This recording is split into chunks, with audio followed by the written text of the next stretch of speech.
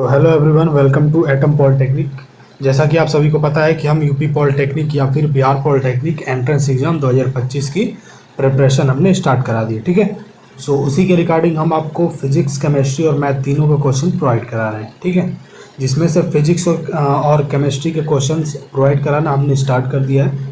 बहुत जल्दी मैथ के भी जितने भी इम्पोर्टेंट चैप्टर्स हैं, जिसमें से 90% क्वेश्चन मैच होते हैं, वो सारे इम्पोर्टेंट चैप्टर को जड़ से हम ख़त्म कर देंगे। ठीक है, करना क्या है, डेली आपको 10 मिनट सिर्फ निकालना है। ठीक है, क्योंकि ज़्यादा लंबी वीडियो नहीं होगी।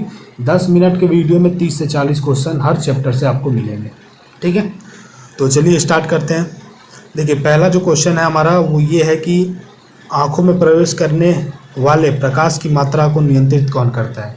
आँखों में जो लाइट जाती है हमारी, सूर्य की लाइट हो या फिर कैसी भी लाइट हो जो आँखों में जाती है, उससे आँखों में वो जाता कैसे, कौन कंट्रोल करता है, मतलब कौन डिसाइड करता है कि कितनी मात्रा में हमारी आँखों में रोशनी जाएगा। तो वो तय करता है आपका परितारिका। क्लियर है, कौन तय करता है, परितारिका। चलिए नेक्स्ट, एक भारी नाभिक के दो हल्के नाभिकों में टूटने की प्रक्रिया क्या कहलाती है।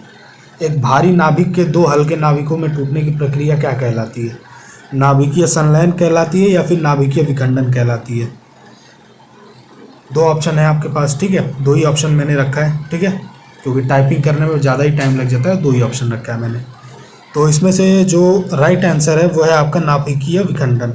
क्लियर है, क्या, नाभिकीय विखंडन। चलिए नेक्स्ट, अगला क्वेश्चन क्या कह रहा है कि निम्नलिखित में से कौन सा ब्रह्मांड में निर्मित प्रथम प्रकार का अणु है। निम्नलिखित में कौन सा पूरे विश्व में, पूरे ब्रह्मांड में निर्मित प्रथम प्रकार का अणु है। दो ऑप्शन है आपके पास, कार्बन मोनोऑक्साइड या फिर हीलियम ऑक्साइड। तो इसका जो राइट आंसर है वो है आपका हीलियम ऑक्साइड। हीलियम ऑक्साइड ही है जो पूरे ब्रह्मांड में पहला ऐसा अणु है जो निर्मित हुआ था। ठीक है, इससे पहले कोई भी अणु निर्मित नहीं हुआ था पूरे ब्रह्मांड में। क्लियर है, चलिए नेक्स्ट। हाँ जी, देखिए अब अगला क्वेश्चन क्या कहता है आपसे कि निम्नलिखित में कौन परमाणुवीय ईंधन के रूप में प्रयोग नहीं होता है। ध्यान से, नहीं होता है। ठीक है, निम्नलिखित में कौन परमाणुवीय ईंधन के रूप में प्रयोग नहीं होता है। तीन ऑप्शन फिर से हैं आपके पास, थोरियम, प्लूटोनियम या फिर लेड। ठीक है, थोरियम, प्लूटोनियम या फिर लेड, इन तीनों में से राइट ऑप्शन आपको चूज़ करना है। और जो आपका राइट ऑप्शन है वो है थर्ड, लेड। ठीक है, लेड ही एक ऐसा है जो परमाणु ईंधन के रूप में प्रयोग नहीं किया जाता है। बाकी थोरियम और प्लूटोनियम और जितने भी हो सारे ईंधन के रूप में उपयोग किए जाते हैं। ठीक है, सिर्फ लेड को छोड़ के। चलिए नेक्स्ट, रेडियो कार्बन डेटिंग किसकी उम्र ज्ञात करने के लिए प्रयोग की जाती है। रेडियो कार्बन डेटिंग किसकी उम्र ज्ञात करने के लिए प्रयोग की जाती है। तीन ऑप्शन है आपके पास, पहला ग्रहों की, दूसरा शिशुओं की और तीसरा जीवाश्मों की। ठीक है, अब इन तीनों में से आपको राइट ऑप्शन आपका चूज़ करना है। ओके, तो इसका जो राइट ऑप्शन है, जो राइट आंसर है वो है आपका जीवाश्म। ठीक है, जीवाश्म से ही हम रेडियो कार्बन डेटिंग से ही हम जीवाश्म का उम्र ज्ञात करते हैं। ठीक है, कितने साल तक चलेगा, कितने साल तक क्या है, वो सारा चीज़ हम जीवाश्म के बदौलत ही ज्ञात करते हैं। ठीक है, क्लियर है।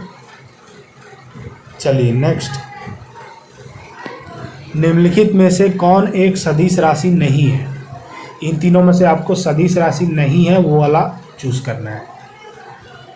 तीन ऑप्शन है आपके पास, वेग, संवेग, द्रव्यमान। ठीक है, तो इसका जो राइट आंसर है वो है आपका द्रव्यमान। ठीक है, द्रव्यमान का एक सदिश राशि नहीं है। ठीक है, सदिश राशि में दिशा और दोनों चाहिए होता है ना, क्या कहते हैं वो, बल तथा बल की दिशा दोनों चाहिए होता है ना, दिशा और एक तो क्या होता है, अभी दिमाग में नहीं आ रहा। ठीक है, अचानक ही उतर गया दिमाग से, चलो कोई नहीं। द्रव्यमान आपका सदिश राशि नहीं है। ठीक है, चलिए नेक्स्ट, निम्नलिखित में कौन वेक्टर मात्रा है। वेक्टर यूनिट कौन सा है? ऊर्जा, तापमान या फिर बल? वेक्टर यूनिट आपको खोजना है, इनमें से कौन सा है? तो वेक्टर यूनिट है आपका बल। ठीक है, वेक्टर यूनिट कौन सा है? बल। क्लियर है? चलिए नेक्स्ट, एम्पियर क्या नापने की इकाई है? एम्पियर क्या नापने की इकाई है? 3 ऑप्शन है आपके पास, करंट, प्रतिरोध या फिर पावर। तो इसका जो राइट आंसर है वो है आपका करंट। ठीक है, एम्पियर क्या नापने की इकाई है? करंट। क्लियर है? चलिए नेक्स्ट,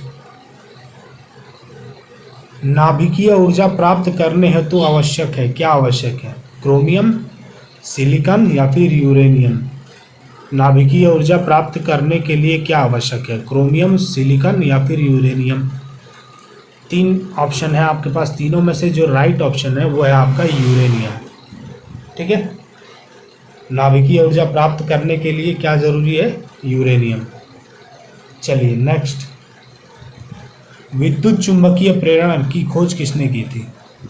विद्युत चुंबकीय प्रेरण की खोज किसने की थी? 3 ऑप्शन है आपके पास, पहला ऑप्शन मैक्सवेल, दूसरा ऑप्शन फ्लेमिंग या फिर तीसरा ऑप्शन फैराडे। ठीक है, मैक्सवेल, फ्लेमिंग या फिर फैराडे। तो इसका जो राइट आंसर है वो है आपका फैराडे। ठीक है, फैराडे ने ही चुंबकीय प्रेरण की खोज की थी। क्लियर है? कोई डाउट नहीं होना चाहिए। ठीक है, चलिए नेक्स्ट, विद्युत चुंबक बनाने के लिए किस पदार्थ के छड़ का उपयोग किया जाता है? विद्युत चुंबक बनाने के लिए किस पदार्थ के छड़ का उपयोग किया जाता है? 3 ऑप्शन फिर से हैं आपके पास, पहला ऑप्शन इस्पात, दूसरा ऑप्शन नरम लोहे या फिर तीसरा ऑप्शन पीतल। 3 ऑप्शन है। ठीक है, तो आपका जो राइट आंसर है वो है आपका नरम लोहा। ठीक है, क्या? नरम लोहा। चलिए नेक्स्ट, व्यावसायिक मोटरों में किस प्रकार के चुंबक का उपयोग होता है? व्यावसायिक मोटरों में किस प्रकार के चुंबक का उपयोग होता है? 3 ऑप्शन है आपके पास, पहला ऑप्शन स्थायी चुंबक, ठीक है, दूसरा ऑप्शन नाल चुंबक या फिर तीसरा ऑप्शन आपके पास है विद्युत चुंबक। ठीक है, इन तीनों में से आपको राइट ऑप्शन अपना आपका चूज़ करना है। तो इसका जो राइट ऑप्शन है, जो राइट आंसर है वो है विद्युत चुंबक। ठीक है, व्यावसायिक मोटरों में विद्युत चुंबक का ही यूज़ किया जाता है। चलिए नेक्स्ट, डायनेमो में किस प्रकार की धारा प्राप्त होती है? डायनेमो में किस प्रकार की धारा प्राप्त होती है? 3 ऑप्शन है आपके पास, दिष्ट धारा, प्रत्यावर्ती धारा या फिर दोनों धारा, है ना? तो इसका जो राइट आंसर है वो है आपका प्रत्यावर्ती धारा। ओके, कौन सा? प्रत्यावर्ती धारा। चलिए नेक्स्ट, चुंबकीय क्षेत्र का मात्रक होता है, चुंबकीय क्षेत्र का मात्रक क्या होता है? न्यूटन होता है, टेस्ला होता है या फिर एम्पियर होता है? तो चुंबकीय क्षेत्र का मात्रक आपका कौन सा होता है? टेस्ला। ठीक है, चुंबकीय क्षेत्र का मात्रक ऑलवेज टेस्ला ही होगा। ठीक है, टेस्ला भी चुंबकीय क्षेत्र का ही मात्रक है, याद कर लीजिए। चलिए नेक्स्ट, एक ब्रीडर रिएक्टर वह है कौन सा? एक ब्रीडर रिएक्टर कौन सा है जिसे विखंडित होने पर पदार्थ की आवश्यकता नहीं होती या जो केवल भारी जल प्रयोग में लाता है या जो विखंडन होने वाले पदार्थ को उससे अधिक उत्पन्न करता है? 3 ऑप्शन है आपके पास, बताना है कि ब्रीडर रिएक्टर कौन है। तो ब्रीडर रिएक्टर वो होता है जो विखंडन होने वाले पदार्थ को उससे उसकी अधिक मात्रा में उत्पन्न करता है, मतलब जो पदार्थ को तोड़ता है ना, तो तोड़ने के बाद उससे ज़्यादा ही वो उत्पन्न कर देता है उससे।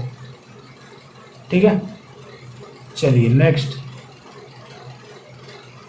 नाभिकीय रिएक्टर के निर्माण में निम्नलिखित तत्वों में से कौन सा एक अनिवार्य है? जर्कोनियम, कोबाल्ट या फिर टंगस्टन? 3 ऑप्शन है आपके पास, जर्कोनियम, कोबाल्ट या फिर टंगस्टन। तो इसका जो राइट आंसर है वो है आपका जर्कोनियम। ठीक है, क्या? जर्कोनियम। चलिए नेक्स्ट, निम्नलिखित में किसका नाभिकीय ईंधन के रूप में प्रयोग नहीं किया जा सकता है? ठीक है, निम्नलिखित में से किसका नाभिकीय ईंधन के रूप में उपयोग नहीं किया जा सकता है? दो ऑप्शन है आपके पास, कैल्शियम और यूरेनियम। तो इसका जो राइट आंसर है वो है आपका कैल्शियम। ठीक है, इसका उपयोग नाभिकीय ईंधन के रूप में नहीं किया जा सकता। ओके, तो देखिए यहाँ पे हमने लगभग 40 क्वेश्चन कर लिए। ठीक है, जो कि मोस्ट इम्पॉर्टेंट थे फिजिक्स के। ओके, और इसमें केमिस्ट्री के भी इंक्लूडेड थे। ठीक है, तो ऐसे ही इंपॉर्टेंट क्वेश्चंस आपको मिलते रहेंगे। बस आपको इस चैनल को सब्सक्राइब करना है, सपोर्ट करना है। ठीक है, क्योंकि आप जितना सपोर्ट करोगे उतनी हिम्मत हमें भी मिलेगी। ठीक है, तो चलिए मिलते हैं अगले वीडियो में, तब तक के लिए wish you all the best.